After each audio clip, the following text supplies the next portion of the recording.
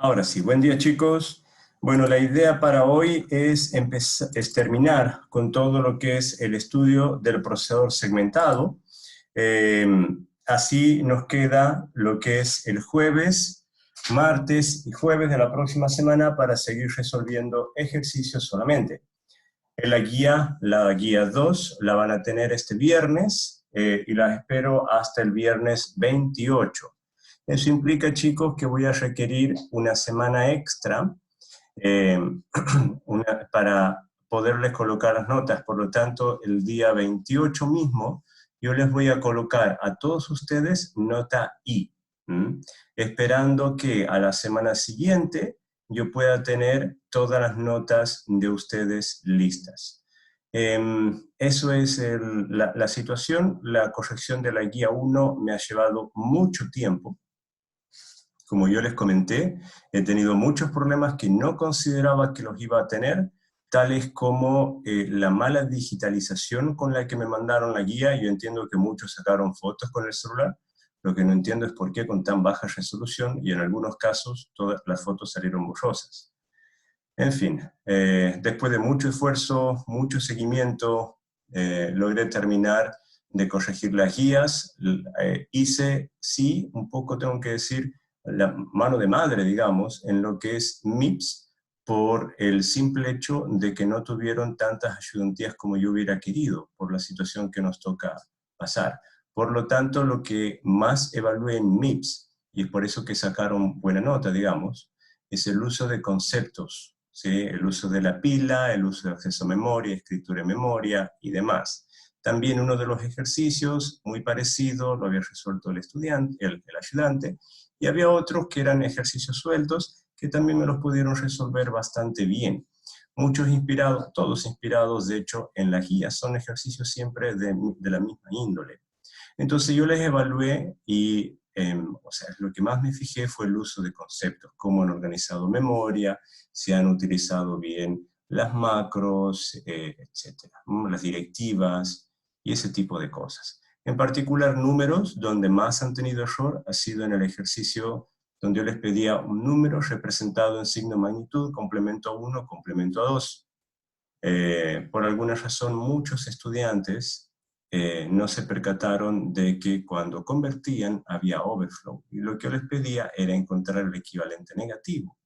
El equivalente, digamos, en complemento a 1 y complemento a 2, no importa, sin importar la cantidad de bits. Y en particular les pedía que sean en tipo bytes. Es decir, si no entran en 8, entonces serán en 8 bits en un byte, será en 2 bits en 2 bytes o 16 bits. Pero bueno, ese ha sido el principal error, y aquellos alumnos que lamentablemente sacaron nota menor a 55 es porque faltaron ejercicios. Y en general han estado muy bien, en general han estado muy bien.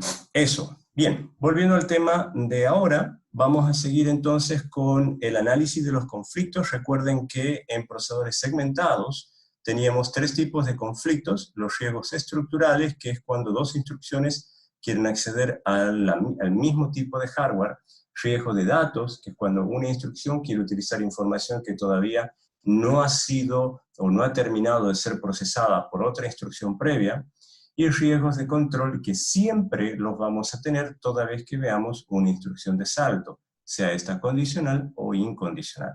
Y también habíamos visto que todos los riesgos, absolutamente todos, los podemos solucionar con delays o retardos puestos explícitamente en el camino de datos o en el pipeline. Por ejemplo, utilizando una instrucción tipo NOP, que luego la vamos a ver con más detalle, o bien generando burbujas, y esto es detenciones en la ejecución de nuestra instrucción.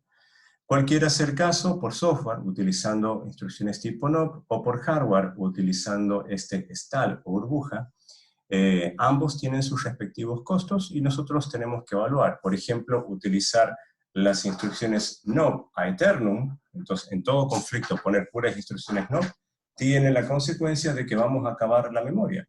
Porque si bien acá en clase analizamos que 10 líneas de código con suerte, cuando escribimos un programa tiene miles y miles de líneas de código.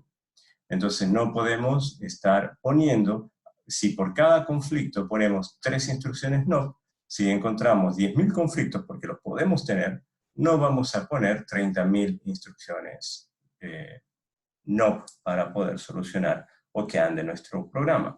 Eso lo debéis hacer, de hecho, el compilador. Y la clase pasada en particular, vimos que podríamos utilizar lo que se llaman los retardos bifurcados, y es colocar instrucciones que no están correlacionadas con el salto condicional o incondicional debajo de este, de tal manera de meterlas en el pipeline sin variar la ejecución de nuestro programa.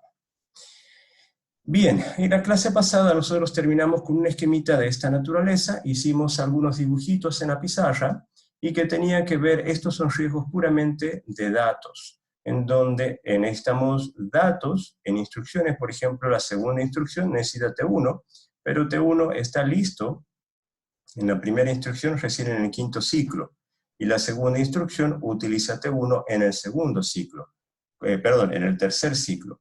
Este es ciclo 1, ciclo 2 y ciclo 3. La tercera instrucción utiliza T1 en el cuarto ciclo, la cuarta instrucción, utiliza T1 en el quinto ciclo. Ojo, yo dije T1 está en el quinto ciclo, pero en el fin del quinto ciclo, ¿sí?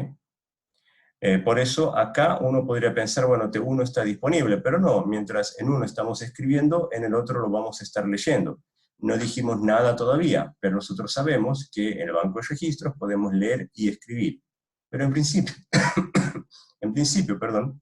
esto no representa un riesgo estructural, pero sí representa un riesgo de datos, porque estamos escribiendo un dato, y aquí lo queremos leer al dato, que arriba lo pretendemos escribir.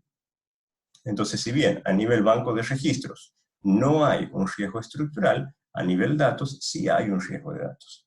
Y en la quinta instrucción, T1 ya está disponible en el banco de registros para ser usado.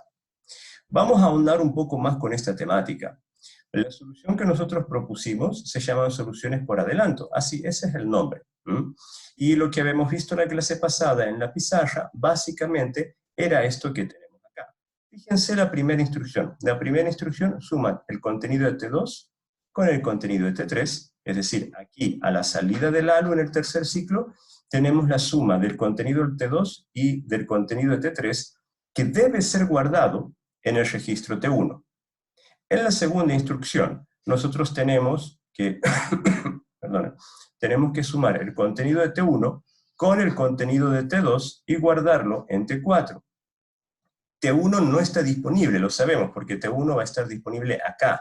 Sin embargo, chicos, el contenido que va a ser guardado en T1 ya lo tenemos disponible aquí en el tercer ciclo. Por lo tanto, podemos utilizarlo en la siguiente instrucción, porque no se olviden, lo que hace la instrucción esta de abajo es sumar el contenido de T1 más el contenido de T2. Para que esto sea posible, fíjense, T1, el registro fuente 1, T2, el registro fuente 2. Entonces, la forma de lograr esto es mediante el dibujito que hicimos en la clase pasada, que vamos a repetirlo ahora. Bienvenido, Gustavo, por cierto. Lo vamos a repetir ahora. Para lograr eso, nosotros teníamos, vamos a dibujar la ALU para poder lograr que aquí tenemos la entrada A, aquí tenemos la entrada B, le voy a escribir como entrada A por acá, y aquí vamos a tener la entrada B. Esta es la salida del ALU, esto es lo que sigue en el pipeline, ¿sí? Para que nosotros podamos provocar ese adelanto del que estamos hablando, simplemente tenemos que ponerle un multiplexor acá, y esto es por supuesto generar una nueva señal de control y tal. Y acá, chicos, la información que viene como resultado del ALU, debido a que corresponde a un registro fuente RS, que es registro fuente 1, lo debiésemos meter por acá. Mientras que por acá, nosotros ya estábamos leyendo el R de RS. Entonces, así es como nosotros provocamos el adelanto del dato que queremos escribir, ¿sí? Directamente hacemos esta realimentación en nuestra ALU. De la misma manera, si nosotros queremos trabajar, por ejemplo, lo que tenemos abajo, la instrucción SU. La instrucción SU tiene T1 como registro fuente 2. Fíjense que nosotros, ex profeso, le colocamos acá un ciclo de retardo a la instrucción tipo A. El acceso a memoria es nulo, en realidad no accedemos a memoria, solamente nos aprovechamos del retardo que nos da ese ciclo para pasar por la unidad de memoria. Lo que decimos acá, fíjense, es que el adelanto que vamos a provocar, el dato que viene por la ALU es el mismo. A ver, volvamos al diseño anterior. En el diseño anterior, y este es tal vez lo que a mí me faltó, es que nosotros tenemos, no se olviden, a la salida de la ALU, le voy a borrar un poquito, para que quede esto un poco mejor, y vamos a seguir. No se olviden que a la salida del ALU, nosotros tenemos el registro fuente S. Este que está acá. Bueno, es este en realidad el que nosotros tenemos que mandar. Es este el que nosotros estamos mandando acá, a la realimentación del ALU. Luego nos dice, por favor no se olviden que esto viene por acá. Luego nos dice que hay un ciclo muerto de lectura de acceso a memoria. Bien, pero hay un registro en memoria, no se olviden, hay un registro a la salida que se llama M. Esto no es memoria, esto es solamente el registro que está a la salida. Lo que estamos diciendo es que el valor que almacenamos a la salida del ALU lo vamos a traspasar al registro M. Una vez que lo traspasamos al registro M, lo que nos dice entonces el adelanto es que esta información la podemos meter por el multiplexor que entra a la entrada B del ALU, que ya lo tenemos, que se llama el ALU source, no se olviden. Y por acá nosotros tenemos el R de RT.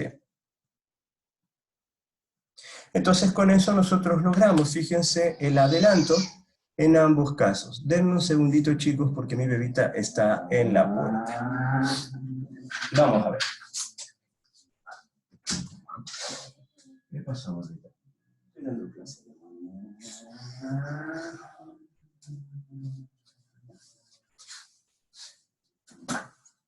Ya, estoy con la bebé en brazos. Entonces, lo que nosotros tenemos, chicos, con eso hemos logrado tanto el adelanto del dato para, a ver, vamos a volver entonces a lo que era el pipeline. Y acá tenemos entonces cómo hemos adelantado para el registro fuente RS, que lo tenemos ahí, y para el registro fuente RT, que lo tenemos acá. Lo que les pido, chicos, es que no se olviden cómo es, por ejemplo, el esquema del segmentado. Me voy a adelantar un poquitito nada más para que ustedes lo recuerden un poco, solamente un poco. Fíjense que tenemos un registro S que está a la salida del ALU y un registro M que está a la salida de la unidad de memoria. Nuestro valor, fíjense, pasa de S a M. Eso es lo que estoy diciendo. Pasa de S a M. No estoy diciendo que nuestro valor va a pasar por la memoria de datos. Entonces utilizamos el ciclo neutro que tenemos acá, que nos da la propia memoria de datos. Bien, habiendo dicho eso,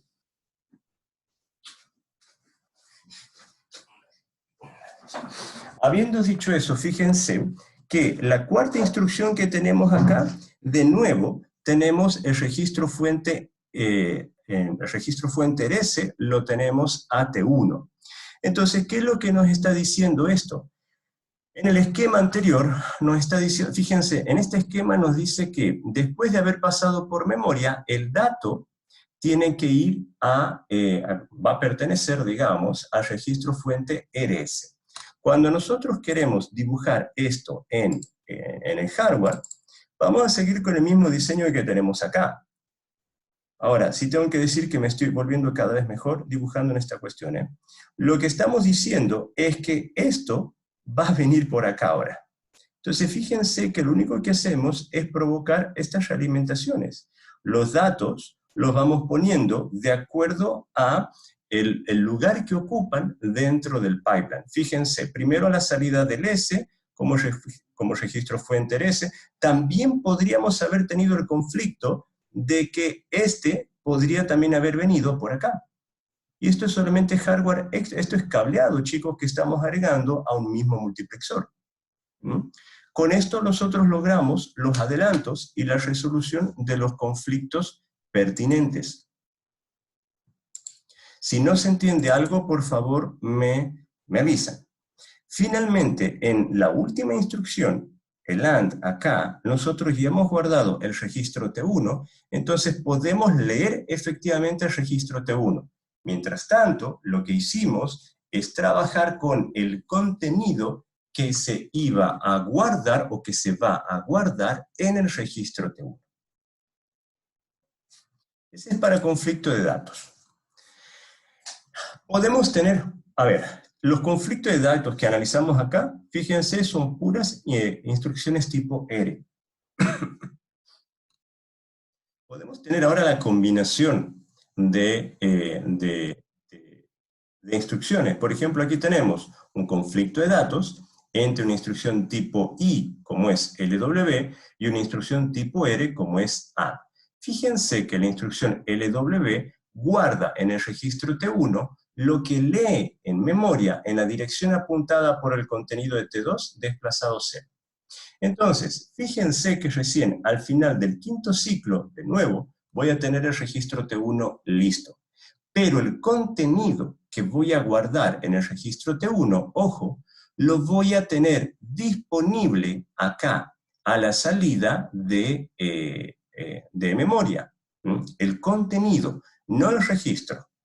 La segunda instrucción tipo add utiliza T1 como registro fuente RS. Podría haber sido registro fuente RT, el segundo lugar.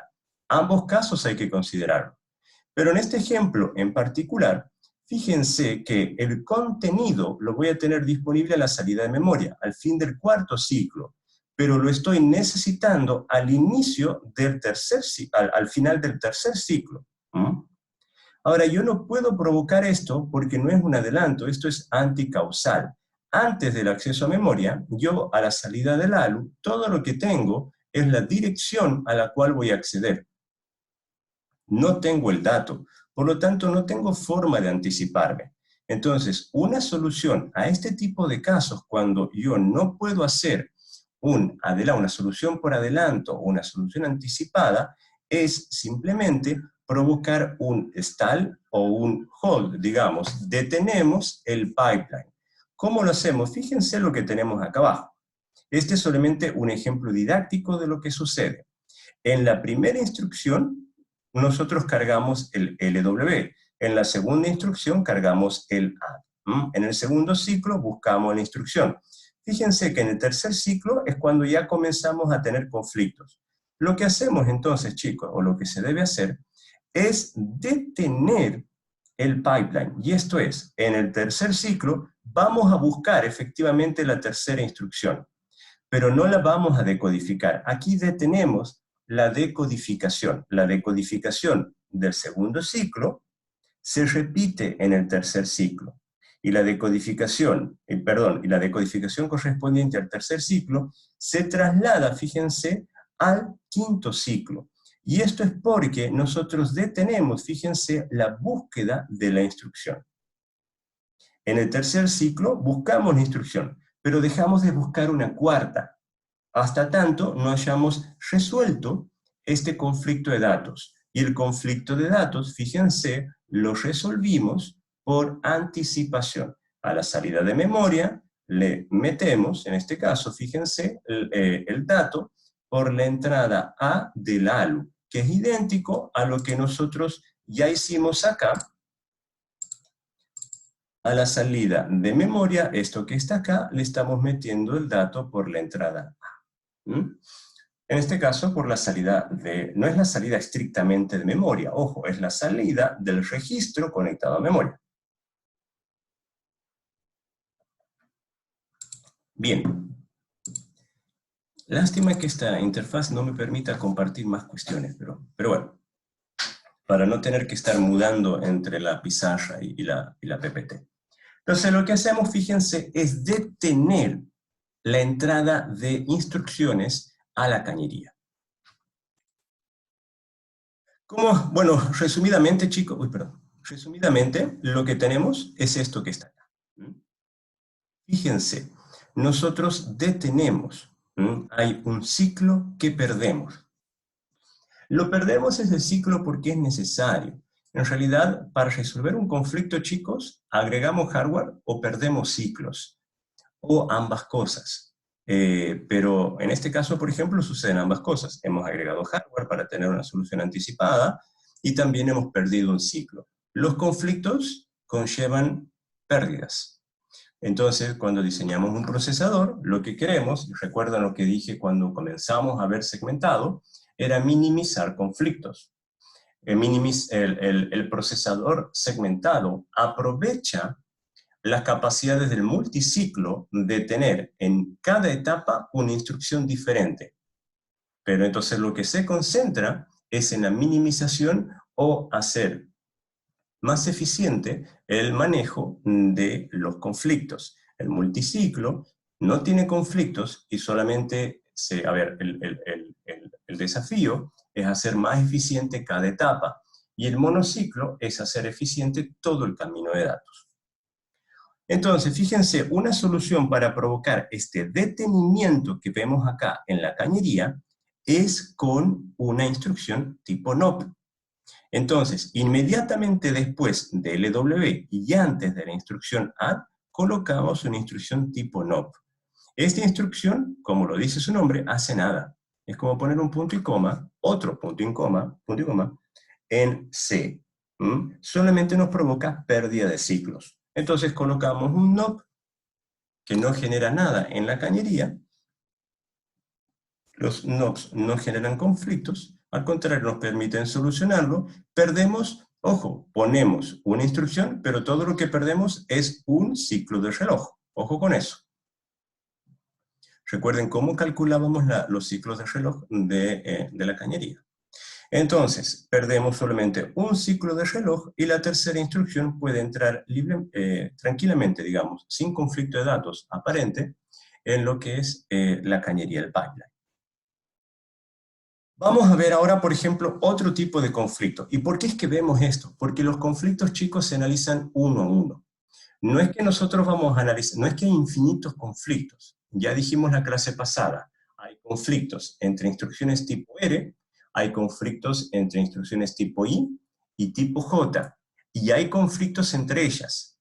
Pero esto no es que tenemos 2 a la infinito, cantidad de conflictos. No, nada que ver. Es un número limitado. Es grande, por supuesto, pero un número limitado de conflictos. Y una de las cuestiones que hacen los debuggers, de hecho, pero digo debuggers más aplicado al diseño de procesadores, es encontrar los conflictos que tiene el procesador. O en cuyo caso, en el peor de los casos, el compilador. Porque esto también, muchos de los conflictos los podemos solucionar por software. Cuando hablamos del compilador es porque los conflictos los podemos solucionar con software. ¿Sí? Un procesador como hardware puede ser realmente malo. Bien básico, bien arcaico o neandertal, lo que ustedes como quieran llamarlo. Pero si el compilador es bueno y hace un buen manejo de las instrucciones, ese procesador malo igual puede funcionar y puede funcionar muy bien. No voy a entrar a hablar de ejemplos ni de marcas acá porque, bueno, porque todo queda grabado, de hecho. Vamos a ver los conflictos que tenemos acá entre dos instrucciones tipo I de acceso a memoria, LW y SW. Fíjense que LW accede a memoria, el dato que accede a memoria lo guarda en T1, pero SW, el dato que hay en T1, lo quiere guardar de nuevo en memoria. Esto, fíjense que es medio tontita la cosa, bien trivial, ¿no? Pero a lo que voy es que es algo que puede ocurrir, y es que leemos de memoria, y aquello que leemos inmediatamente lo queremos guardar en memoria. Y eso sucede siempre que nosotros queremos un dato. En la memoria caché estamos leyendo y guardando al mismo tiempo, leyendo y guardando continuamente. Aquí tenemos el pipeline. Fíjense que a la salida del cuarto ciclo nosotros tenemos la información que vamos a guardar en T1 ya leída desde memoria. ¿sí? Mientras que para el SW, nosotros a la salida del ALU, a la salida del al finalizar el cuarto ciclo, ya debiésemos tener el dato que queremos guardar en memoria. Claramente la instrucción SW no necesita pasar por el banco de registros, por lo tanto lo utilizamos como un ciclo muerto o neutro del pipeline. Entonces fíjense cuál es la solución en este caso. En estricto rigor, recién al finalizar el quinto ciclo vamos a tener el dato guardado en memoria. Pero el dato que nosotros queremos guardar en memoria, también en estricto rigor, va a estar al finalizar el quinto ciclo. Lo que podemos hacer entonces es una solución por adelanto. La solución por adelanto en este caso involucra memoria. Vamos a ver cómo podemos generar esta solución por adelanto. Lo que quiero que quede claro es que al finalizar el cuarto ciclo, tenemos ya disponible el dato que leímos de memoria. Lo único que no hemos hecho todavía es guardarlo en T1. Y al finalizar este mismo cuarto ciclo, el dato que leemos, que tenemos disponible en memoria, ya el dato que leímos de memoria, lo podemos ya de nuevo guardar en memoria en esta nueva dirección. Fíjense, leemos de una dirección y lo guardamos en otra. Lo que estamos haciendo es moviendo el dato. Y esto sucede siempre. Entonces vamos a ver cómo lo podemos solucionar por hardware. La solución, al igual que en el resto de los casos, es más o menos la misma. Donde nosotros tenemos, no se olviden, ya, voy a hacerlo mejor ahora, vamos a aprovechar algunas de las herramientas que están acá para que me quede mejor el dibujito. Esta es nuestra memoria de datos y nosotros acá le vamos a colocar el registro M. Entonces, vamos a ver, este es nuestro registro M, ¿sí? A este lo vamos a llamar memdat, la memoria de datos. Tenemos entonces acá también, esto es la señal de control de escritura, esta es la señal de control de lectura, este es el write enable M, que ya lo vamos a dibujar mejor, y aquí vamos a tener el triangulito este que nos permite hacer del relojito, ¿sí? Y aquí tenemos el circulito. Bueno, me ha salido más o menos. La verdad que no me gusta, vamos a hacerlo bien. Entonces, lo que tenemos, lo que queremos lograr, chicos, es simplemente, aquí tenemos el dibujito del reloj, este va a ser el write enable M, la señal de control que permite la escritura del M. Aquí vamos a tener la lectura de memoria, y aquí vamos a tener la escritura de memoria, las señales de control que permiten leer y escribir. No se olviden que por acá nosotros vamos a tener la entrada de la dirección del dato al que queremos leer, y por acá nosotros vamos a tener el dato que queremos escribir. Cuando nosotros queremos hacer un adelanto, fíjense, por acá va a salir la información. Lo que decimos, chicos, es que nosotros por un lado queremos escribir, vamos a volver a la instrucción y la vamos a copiar y la vamos a dejar en la pizarra, porque me la estoy olvidando. La instrucción es SW, es esta que tenemos acá. Entonces, lo que queremos hacer, chicos, es el dato que leímos de memoria, lo queremos de nuevo escribir en memoria. Y si queremos hacer eso, para leer el dato que leímos y colocamos en memoria, y que luego lo queremos escribir en memoria, simplemente lo tenemos que llevar, aquí vamos a poner un multiplexor, es el dato, y aquí vamos a tener la entrada que ya viene, a ver si se acuerdan, del canal B. Entonces con esto, fíjense, el dato que leímos de memoria, el dato que nosotros acabamos de leer de memoria, ¿sí? Lo podemos meter de nuevo por acá, por este multiplexor, y escribir en memoria de nuevo. Las direcciones, por supuesto, acá no tenemos absolutamente ningún conflicto. Con eso nosotros hemos logrado anticipar entonces el riesgo de datos en instrucciones LW seguida por una instrucción SW, al menos en lo que se refiere a la escritura de datos. Ahora, la pregunta que está acá es, ¿esta solución aplica siempre? Fíjense, lo que yo voy a hacer ahora es modificar un poquito la instrucción y vamos a volver a pizarra. La voy a copiar acá para después pasar la pizarra. 0, T2, y esto es SW, T1, 0, T3. Ya, vamos a la pizarra. Fíjense la secuencia de las instrucciones. Voy ahora de nuevo a la pizarra. Ojalá encontrar una forma para no tener que andar cambiando tanto, pero tenemos nuestras instrucciones, nuestra secuencia es LW, y aquí vamos a tener T1, 0, T2. Y la segunda instrucción es SW, T1, 0, T3. La solución que nosotros vimos hace ratito aplicaba para esta secuencia de instrucciones.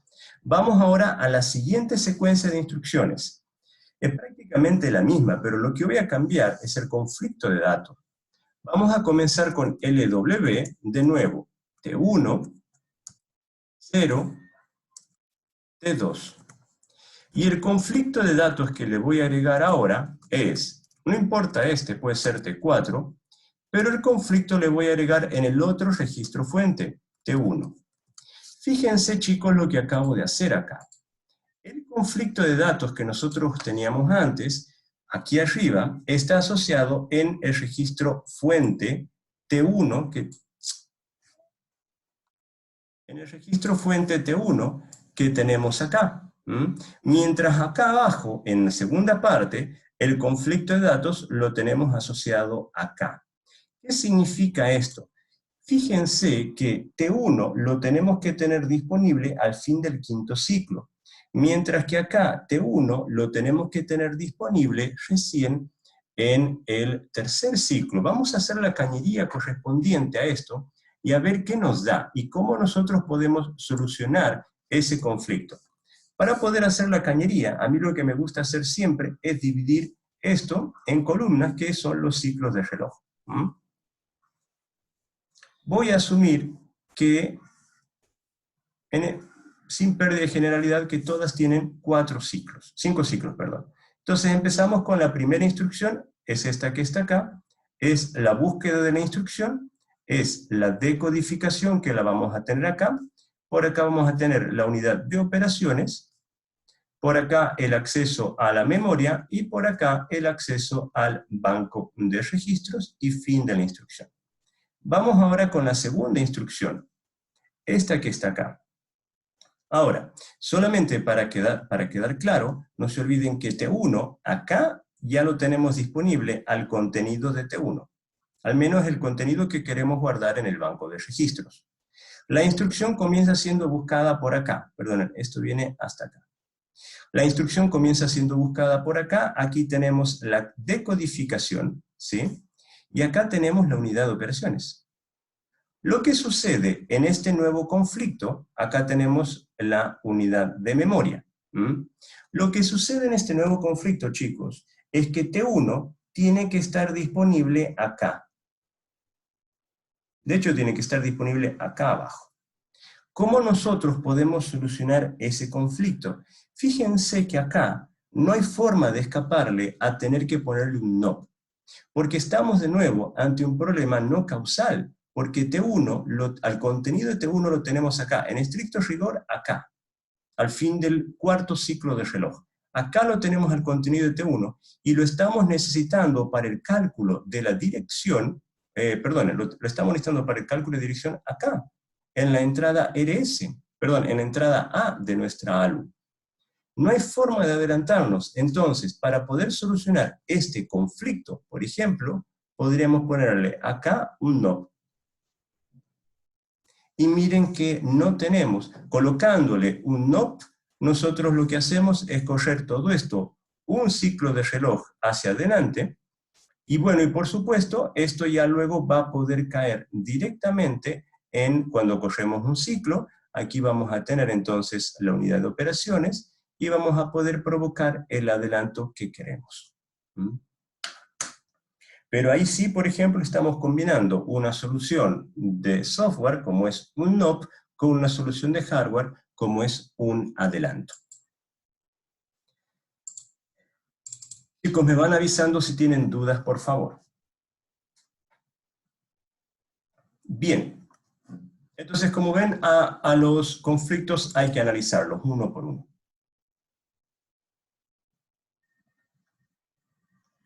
Aquí van algunos hints, algunas ayudas, que surgen de manera personal, ojo, después de hacer, o sea, que les va a ayudar mucho a la hora de hacer ejercicio.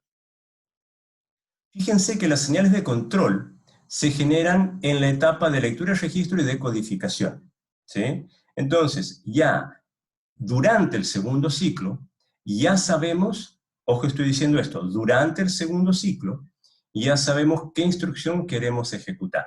Y al finalizar el segundo ciclo, ya tenemos todas las señales de control listas. Las señales de control para la etapa de ejecución, y esto es de la ALU, se emplean un ciclo después, esto es en el ciclo 3, durante el ciclo 3. Las señales de control para memoria se emplean durante el ciclo 4, y las señales de control para la escritura en el banco de registros es durante el ciclo 5. Ahí tenemos los 5 ciclos de reloj que utilizamos en nuestra cañería. Vamos a ver entonces cómo es esto en nuestro diagrama. Fíjense, todo empieza con el registro PC. El registro PC tiene o apunta a una instrucción en memoria, en la memoria de instrucciones. Esta instrucción está en el bus IR, entonces al finalizar el primer ciclo de reloj, la instrucción queda grabada en este registro que tenemos acá. Cuando comienza el segundo ciclo, nosotros tenemos ya en el decodificador que podemos descablear el campo operación, el campo función, y podemos también obtener los registros RT, RD, que van a luego ser propagados en el caso de que sea necesario. Y vamos a generar, vamos a determinar si se trata de instrucciones tipo branch, salto condicional o salto incondicional. Estas que están acá se cortocircuitan a estas otras que tenemos acá abajo. Durante el segundo ciclo también calculamos cuál es la próxima dirección de PC. Acá en el primer ciclo, durante el primer ciclo calculamos PC más 4. Entonces, con ese PC más 4 más lo que nos diga el valor inmediato o el A26 en el caso de instrucción tipo J y lo que resulte de la decodificación, vamos a calcular la próxima dirección de PC, que solamente va a ser efectivo al finalizar el segundo ciclo de reloj y dependiendo de lo que diga el decodificador. Bien, una vez, porque el decodificador puede decir entre solamente PC más 4, según el tipo de instrucción que sea, o si hay una instrucción tipo branch o tipo J, y se calcula la nueva dirección. Eso al finalizar el segundo ciclo, pero cuando finaliza el segundo ciclo, este otro registro queda grabado.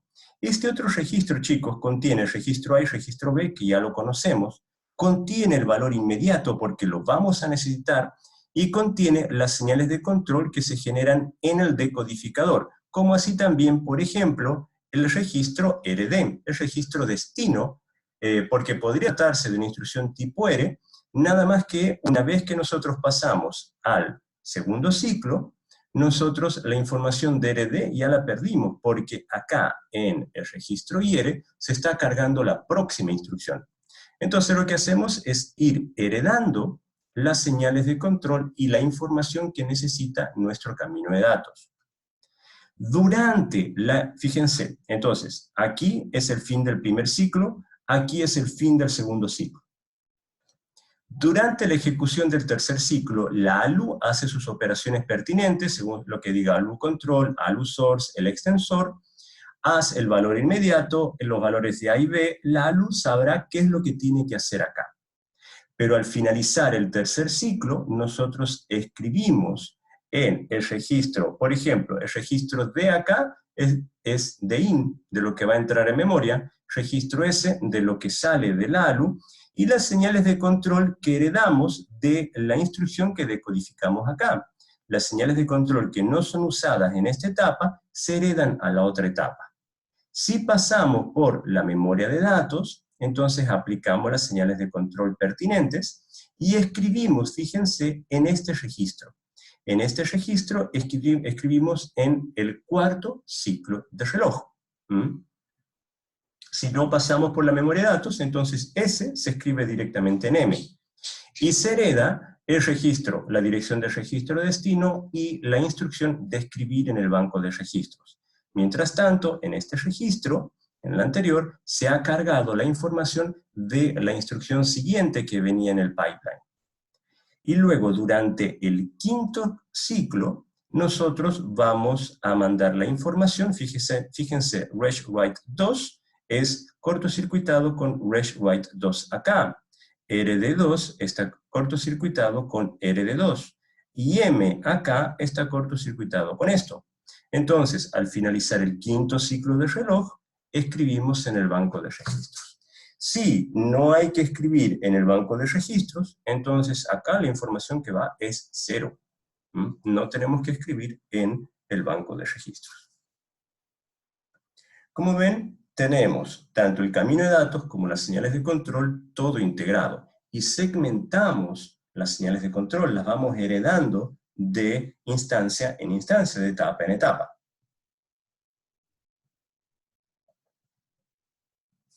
Vamos a ver entonces cómo es que funciona todo esto. Vamos a hacer un ejemplo, y el ejemplo es medio burdo, chicos, porque en estricto rigor necesitamos poner 5 instrucciones en el camino de datos. Pero analizar 5 instrucciones al mismo tiempo es complicado. Vamos a ver entonces cómo es un ejemplo general, que es una instrucción tipo R. En el primer ciclo hacemos el fetch, o búsqueda de la instrucción. Y entonces, en el primer ciclo de reloj, que es cuando nosotros vamos a grabar este registro, lo que se hace es generar entonces las siguientes señales de control: RD, RegWrite, Mem2Reg, MemWrite, MemRead, RD1. A ver, en ese ciclo, en ese primer ciclo, las señales de control que se heredan son las siguientes. Fíjense, presten bien atención acá. RD pasa a RD1. Y esto es así porque cuando nosotros cargamos la instrucción acá ya teníamos algo. Ya había una instrucción previa. Entonces, al finalizar el primer ciclo del reloj, la información que está acá, RD, pasa a RD1. RegWrite pasa a RegWrite 1. Mem2Reg pasa a Mem2Reg 1. MemWrite pasa a MemWrite 1 y MemRead pasa a MemRead 1. Heredamos la señal de control. Pero como el ciclo de reloj afecta a todos, al mismo tiempo que heredamos de este registro a este otro, lo que hay acá se hereda a este otro registro. RD1 pasa a RD2 y RegWrite 1 pasa a RegWrite 2. Los valores previos. De esa manera, RD pasa para acá y RD1 se movió para acá. Y lo mismo acá, si aquí estaba RD2, viene para acá y escribimos en el banco de registros. Y las señales de control que se activan es a la escritura el del registro IR, ¿sí? DPC más 4 si no hay una instrucción de salto, caso contrario, hacemos el salto del PC. En el segundo ciclo, nosotros ya estamos en la etapa de decodificación. Y ahí, si es una instrucción tipo add, bueno, este es el ejemplo nada más, según sea lo que nos diga la tabla de despacho, ALU control va a ser add, ALU source va a ser B,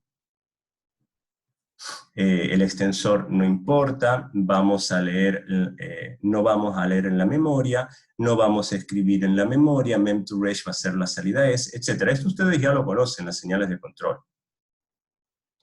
Lo que sí va a suceder, por ejemplo, A se va a cargar con hereder S, B con hereder T, y vamos a heredar el inmediato. A y B lo cargamos, y el inmediato se hereda. Porque ahora estamos en la unidad de operaciones. Ojo con eso. En la decodificación, perdón. Y luego, resh write 2 es igual a 1. Si es igual a 1, entonces escribimos en memoria. ¿Qué significa esto, chicos? Que en este ciclo, si este valor vale 1, entonces vamos a escribir en el banco de registros lo que sea que venga por el bus M. ¿Mm?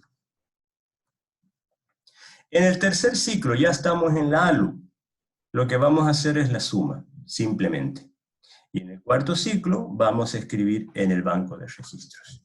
Como ven, chicos, nosotros vamos heredando las señales de control y los datos del camino de datos de la instancia anterior. Ciclo por ciclo vamos fraccionando la información y las señales de control. Ahora vamos a ver, en estricto rigor, cómo nosotros podemos anticipar los riesgos. Y va a depender del lugar del camino de datos donde nos encontremos. Por ejemplo, las soluciones por anticipación o por adelanto, que tienen que ver con la ALU, que son las que nosotros hicimos. Por ejemplo, esto es cuando tenemos una instrucción tipo R o inmediata en la ALU. Sucede en ambos casos. Entonces tenemos conflicto de datos con instrucciones tipo R o tipo I a la altura de la unidad de operaciones.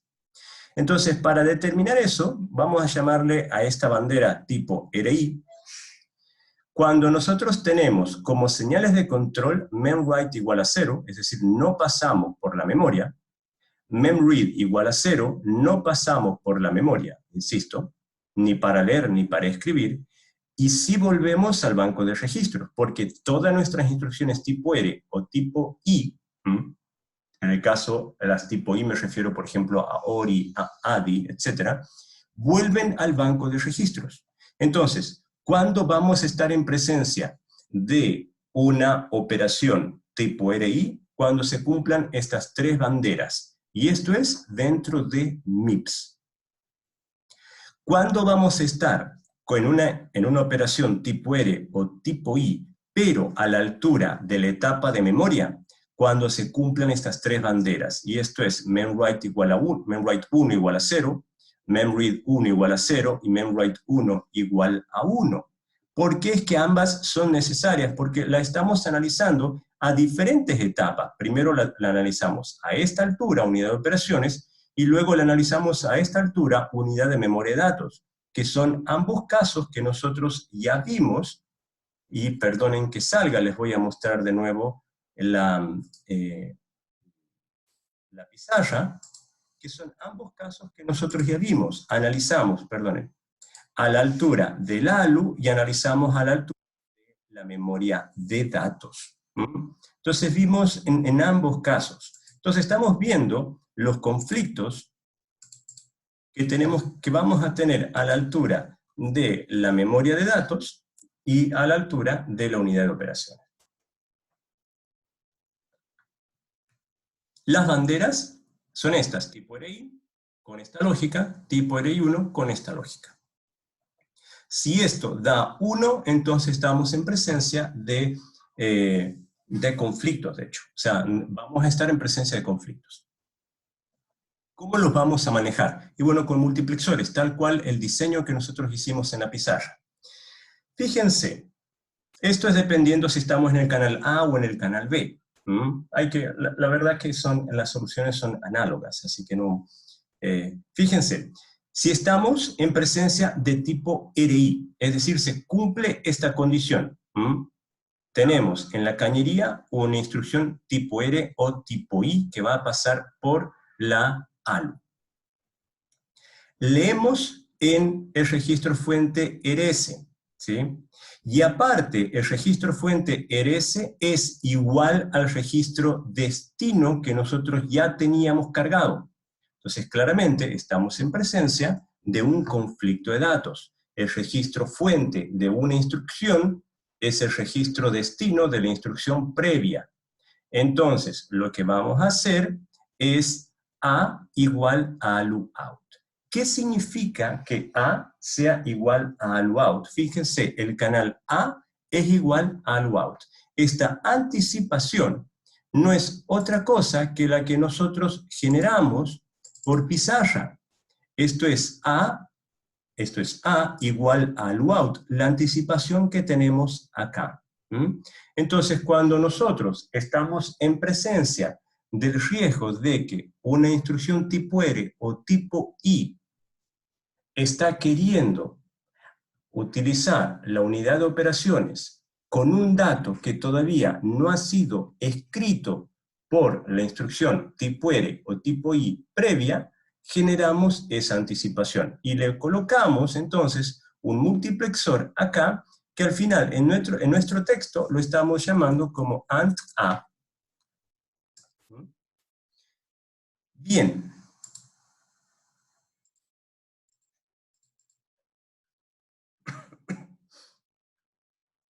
Ahora, si estamos con el riesgo en la unidad de memoria, esto significa que tenemos la bandera tipo RI1, leemos el registro fuente RS, pero ese registro fuente RS coincide con el registro destino de la instrucción anterior. Y esto es, estamos teniendo un conflicto entre la instrucción que estamos ejecutando, que quiere un dato que todavía no ha sido escrito por la instrucción anterior, pero la instrucción anterior está en la etapa de memoria. Nosotros, como instrucción actual, estamos en la etapa de ejecución. Entonces, A va a ser igual a la salida de memoria. Y lo que hicimos es esto que está acá. La solución, en realidad, no es otra cosa que A es igual a lo que sale de memoria, que es lo que tenemos acá.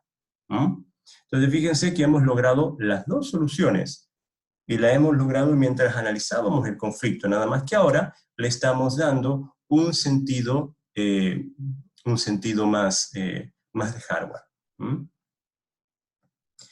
Y de la misma medida, chicos, de la misma manera, nosotros podemos analizar el resto.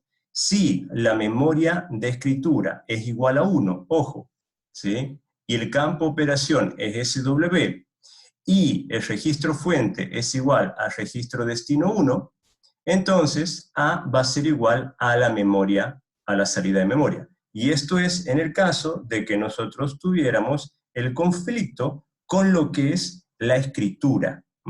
Ya lo vimos también entre el conflicto entre LW y RW. Lo solucionamos con la salida de memoria. Y para el resto de los casos, A es normal. Y para B, o sea, A igual a R de S. Y para B es algo similar. Se los dejo a ustedes, chicos. ¿Sí? Es cuando en vez de que el registro fuente es RS, ahora el registro fuente es RT y el conflicto lo tenemos a nivel RT. Bien, aquí tenemos los casos que acabamos de representar. Fíjense, el adelanto en el registro fuente RS, el adelanto por M en el registro fuente RT. Acá podemos escribir en el banco de registros y podemos leer en el banco de registros al mismo tiempo. Esto es algo que nosotros no se los he dicho muchas veces, de hecho, pero en realidad tengan presente, chicos, de que el banco de registros, aquí nosotros no tenemos conflicto. No tenemos un conflicto estructural porque lo dijimos en su momento. En el banco de registros podemos leer y podemos escribir al mismo tiempo. Y eso, y aquí tenemos representado entonces al menos los conflictos tipo R de la instancia anterior. Ahora, la solución por escritura, ahora vamos a la escritura de memoria, y esto es cuando tenemos conflictos LW y SW como los que nosotros vimos. ¿Sí? Entonces, tenemos que una instrucción una instrucción lee en memoria, mientras que la instrucción siguiente quiere escribir de nuevo en el mismo lugar. Quiere escribir, perdón, el dato que leímos. En ese caso, chicos, nosotros podemos ir directamente a una bandera, y es la bandera que tenemos acá. Si nos fijamos, acá tenemos un registro destino, y ese registro destino es el registro fuente de la instrucción siguiente. Para evaluar si estamos en presencia de ese tipo específico de conflicto, vemos, ¿queremos escribir en memoria? Sí, porque la instrucción que estamos cargando acá, ojo, esto es causal. La instrucción que genera conflicto es la que viene después, no es la primera. Entonces la que viene después es la que tiene conflicto con la anterior. No es que la primera tiene conflictos con las que van a venir después. No, esto es causal, no se olviden de ello. Entonces, la instrucción SW, ¿quiere escribir en memoria? Sí. Nosotros queremos, a ver, la instrucción que ya está en el pipeline anteriormente, ¿quiere escribir en el banco de registros? Sí, que es la instrucción LW, por eso es RegWrite 1, es la instrucción que ya estaba en el banco de registros. Ahora, el registro destino, ¿es igual al registro destino anterior? Sí, porque desde que nosotros estamos propagando, estamos en presencia de una instrucción tipo LW en primera instancia. Entonces lo que decimos, D igual a la salida de M. Y para el resto de los casos, D igual a B. ¿Qué es lo que hemos hecho acá? Chicos, lo que hemos logrado simplemente con eso es ponerle las condiciones lógicas para lograr esto. Y nada más que ello. Le hemos puesto el if que genera esto, que es básicamente ese if es el que va a gobernar esta señal de control. Lo que tenemos es que and m, que es la señal de control, es igual a un if de un montón de condiciones. Si vale 1 o si vale 0, escoge entre una y otra. Y esto no es otra cosa que lógica combinacional. Estamos solucionando solamente con lógica combinacional, y estos son cablecitos, chicos. Y ANDs, nada más que eso. Tenemos, por ejemplo, otro tipo de riesgos de la secuencia de memoria y unidad de ejecución. Por ejemplo, LW y add, donde el valor que cargamos de memoria lo queremos utilizar como registro fuente en la instrucción R siguiente. Fíjense de nuevo, empezamos a ver qué pasa con las señales. La primera instrucción es LW, la segunda instrucción es la que tiene conflicto. Por lo tanto, comenzamos a ver, una vez que decodificamos la segunda instrucción, dice memread igual a 1, y eso es porque en este caso, que viene de la primera instrucción, queremos leer de memoria. Y el campo operación es diferente de J, bien, y el registro fuente es igual al registro destino. El registro fuente es igual al registro destino. Luego, en este caso, si queremos, si estamos en presencia de si es R o BQ, o sea, aquí nosotros no sabemos, o sea, sabemos que es una R, pero si fuera una BQ, por ejemplo, si es R o BQ, de nuevo, vemos si queremos leer de memoria. El campo operación puede ser tipo R, el campo operación puede ser tipo BQ, y luego que el registro destino, RT, ojo, de las tipo I, es igual a RD de las tipo R. En ese caso, por ejemplo, tenemos estas dos condiciones en donde nosotros ya podemos detectar si vamos a tener o no problemas. Ojo, aquí estamos diciendo memread, pero no se olviden que estamos memread 1, que es en la etapa 1, porque esta instrucción está adelantada respecto a la otra. Todo lo que yo estoy queriendo decir acá es que tenemos que evaluar las instrucciones, perdón, las señales de control correspondientes a las instrucciones. Primero, que no se trate de una instrucción tipo J, porque podríamos tener, de hecho, el conflicto ahí. Segundo, que queremos escribir en memoria, en este caso sería memread 1 igual a 1, y lo otro, rs igual a rd, y en este caso de nuevo, rd tendría que ser rd1 en estricto rigor. Lo mismo para el caso de acá abajo. Y con eso nosotros podemos determinar si vamos o no a tener problemas, riesgos en este caso de datos, entre ambos tipos de instrucciones. Las soluciones, entonces, que nosotros podemos presentar. La primera, me voy a adelantar un poquito más. La primera es la solución por software, que es el NOP. La instrucción NOP son puros ceros. ¿Ven? Son puros ceros. El campo función es este que está acá, el resto son puros ceros. La instrucción tipo NOP es esta. Genera las siguientes señales de control. ALU control don't care, ALU source don't care, el extensor don't care, memread don't care, memwrite igual a 0, mem2res don't care, el registro de destino 0, 0, ojo. Write 0, el PC subcell 0, y hay un válido que ya lo vamos a ver, que es igual a 0. Y bueno, y además, RS igual a 0, RT igual a 0, y claro que ya lo dijimos, RD igual a 0. Vamos a ver de qué se trata este válido, que es un bit extra que necesitamos. Ese bit es para que nosotros podamos hacer la burbuja. Cuando nosotros podemos proponer una solución, cuando proponemos, perdón, una solución por stall o burbuja, en realidad se tiene que cumplir la lógica que tenemos acá. Memread igual a 1, que es el que acabamos de ver. Las soluciones a estos problemas que tenemos acá, que nosotros ya los vimos, permítanme que vuelva un poquito atrás, es el conflicto que tenemos acá, con LW y SW, LW y add, perdón.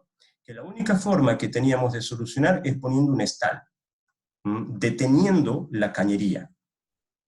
La única forma, aquí tenemos nosotros las banderas que vamos a utilizar, cualquiera de estas dos, la única forma que podemos realmente determinar es la siguiente. Memread, sí, memread es igual a 1, es decir, vamos a acceder a memoria. No estamos en presencia de una instrucción tipo J.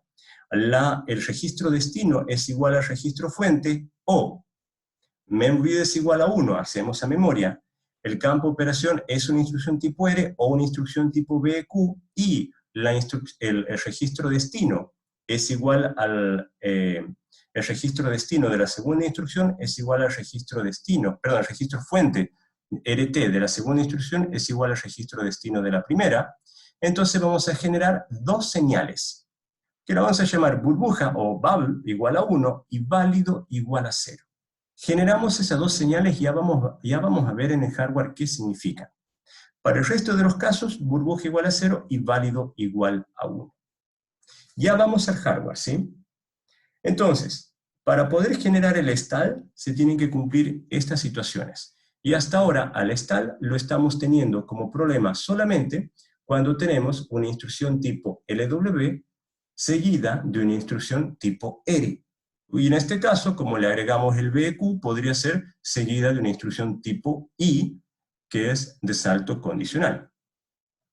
Tenemos otras posibilidades, que es un flash, y esto es si el PC subcell es igual a 1, el campo de operación es igual a J, es decir, vamos a actualizar con la dirección de salto, generamos un flash. Y esto vale solamente para instrucciones tipo J. Para instrucciones tipo BQ, aparte de las bifurcaciones retardadas, podemos generar también un flash, cuando PC subcell es igual a 1 y el campo de operación es igual a BQ. Por supuesto, con BQ verdadero, ¿sí? No, perdón, no importa si es verdadero o falso, perdón. En campo de operación igual a BQ, generamos un flash, es decir, un vaciamiento de registro.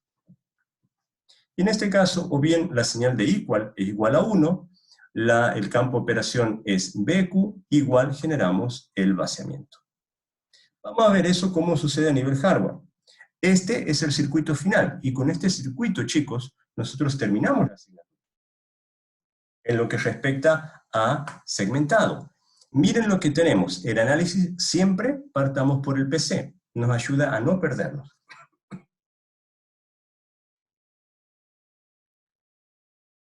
El PC apunta a una instrucción de memoria, tenemos PC más 4 que lo hace por default, eso es combinacional. Y vamos al primer registro, el registro IR, que al fin del primer ciclo se carga con nuestra instrucción. Aquí tenemos la opción de flash, vaciamiento del registro IR.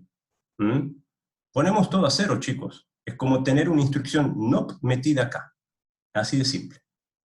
Esto es algo que es un clear, que yo recomiendo no usar en general. Es muy dañino en realidad poner todo a 0. Prefiero personalmente un stall. Tenemos el decodificador que genera el PCCL, fíjense que va entre 0 y 1. Si es 1, perdón, es el next PC, que es la dirección de salto, y si es 0, perdón, es PC más 4. Ahora tenemos el next PC que nos calcula la próxima dirección en el caso de que tengamos branch o J y el equal sea verdadero. Bien, y aquí tenemos cómo generar la famosa burbuja o stall. Tenemos la señal de reloj y el valor de la burbuja. Cuando esta burbuja vale 1, ¿sí? Vamos a tener un 0 y aquí nosotros vamos a detener la actualización. Y cuando vale 0, vamos a tener un 1 y va a estar sincronizado entonces con lo que diga el reloj. Entonces, lo que estamos diciendo, chicos, fíjense, la burbuja que nosotros estamos queriendo generar surge de un if. Este if es el que tenemos acá, que se tienen que cumplir todas estas condiciones. Se genera burbuja igual a 1 y válido igual a 0, pero es un if entre cables, nada más, if y or, perdón, entre cables. Y generamos el valor de la burbuja con su correspondiente circuito combinacional. Acá hemos puesto el multiplexor AND A, que ya lo generamos, y el multiplexor AND B, que ya lo generamos en la pizarra. Volvamos un poquito atrás y les muestro dónde lo generamos. Y lo tenemos acá, el multiplexor AND A, y por acá el multiplexor AND B. Bien, como ven, lo teníamos ya bastante resuelto. Y el multiplexor AND M para el acceso a memoria, que también nosotros lo resolvimos. Ahora, lo interesante y lo nuevo son estos dos circuitos que están acá. Fíjense que nosotros cuando generamos burbuja, generamos un válido. Cuando burbuja vale 1, válido vale 0. ¿Qué significa esto? Cuando burbuja vale 1, es cuando nosotros generamos el stall. El stall provoca burbuja vale 1, aquí tenemos un 0. Y significa que ni PC ni el registro IR se van a actualizar por cada canto negativo del reloj. Pero sí se van a actualizar el resto de las etapas. Esto se va a seguir moviendo, digamos, se va a seguir desplazando la información. Nada más que no van a entrar nuevas codificaciones. Si burbuja vale 1, el valor que está acá es el mismo valor que se va a ir repitiendo hacia adelante.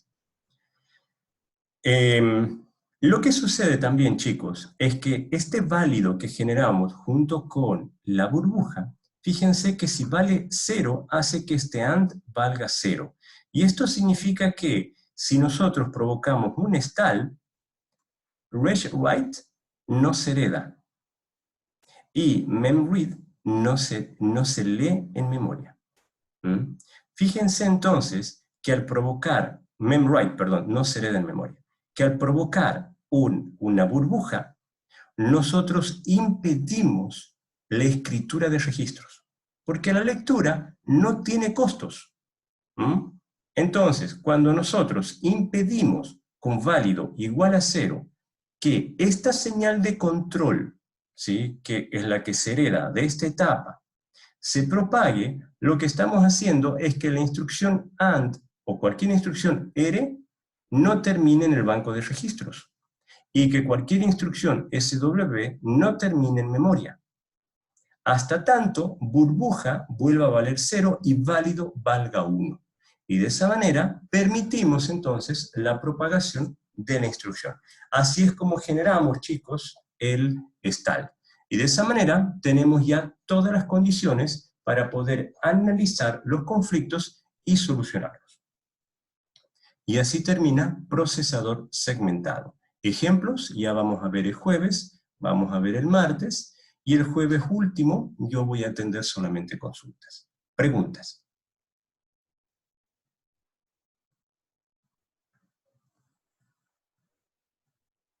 Hola.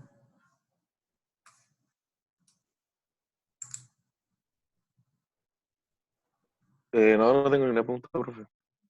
Patricio, ninguna. Esteban, Gustavo.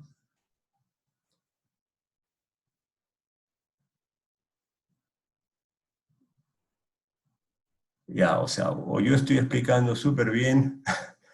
Yo sé que esto está siendo difícil, chicos, a través de la plataforma, pero bueno, cualquier cosa, por favor, me buscan.